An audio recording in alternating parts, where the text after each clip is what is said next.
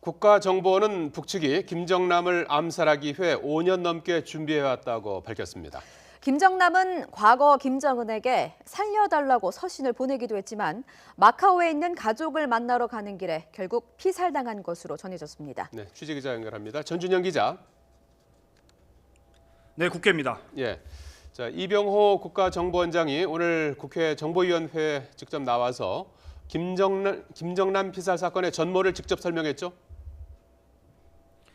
네, 그렇습니다. 국정원은 정보위에 북측이 5년 전부터 김정남 암살을 준비해온 것으로 파악됐다고 보고했습니다. 김정은이 집권한 이후 스탠딩 오더, 즉 철회하지 않으면 반드시 수행해야 하는 명령으로 김정남 암살 지령을 내렸다는 겁니다. 다만 지난 12일 미사일 발사에 이어 13일 김정남이 피살된 건 의도적인 것 같지는 않다면서 두 사건의 연관성은 없는 것으로 판단했습니다. 국정원 측은 또 중국이 그동안 김정남과 그 가족의 신변을 보호하고 있었다고 밝혔는데요. 북측이 중국과의 관계 악화를 감수하면서까지 김정남을 암살한 배경에 대해서는 아직 의문이 남아 있습니다. 국정원은 과거에 김정남이 김정은에게 살려달라는 서신을 발송한 적도 있지만 한국에 망명 요청을 한 적은 없다고 전했습니다. 직접 들어보시겠습니다. 김정남의 암살은 김정은이 집권한 이후 스탠딩 오더, 즉 반드시 처리해야 되는 명령이었다고 합니다. 2012년 본격적인 시도가 한 번 있었으며 이후 2012년 4월 김정남은 김정은에게 저와 제 가족을 살려달라는 서신을 발송하기도 한 바 있다고 합니다.